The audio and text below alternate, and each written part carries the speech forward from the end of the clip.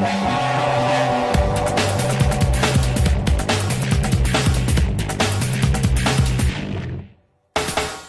the poussière of Ohio, wearing his beautiful chapeau, but who's this caballero?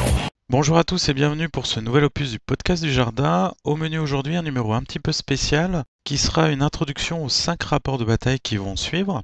Ces rapports vont retranscrire mes parties lors de l'interrégion. Alors l'interrégion, c'est un tournoi un petit peu spécial. C'est un tournoi par équipe de 6. Chaque joueur doit avoir une armée différente. Il y a un petit système de composition qui fait que si on prend des armées plus faibles, on va avoir des avantages soit lors des appariements, soit lors de parties sous forme de relance, quand on affronte quelqu'un qui a des armées un peu plus fortes que la sienne. Chaque région envoie de 1 à 3 équipes, ça va dépendre de sa population en gros. Cette année, on avait 28 équipes, soit à peu près 170 joueurs. Au niveau du scénario, c'est un scénario unique.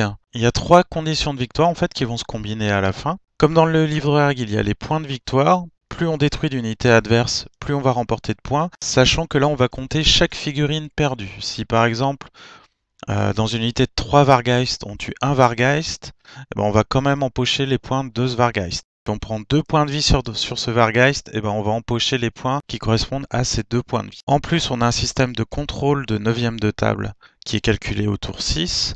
Et enfin, on a une sorte de sang et gloire. Pour chaque bannière qu'on va prendre, ça va nous donner des points de scénario. Et si on réussit à dérouter l'armée adverse, on va engranger encore plus de points de scénario.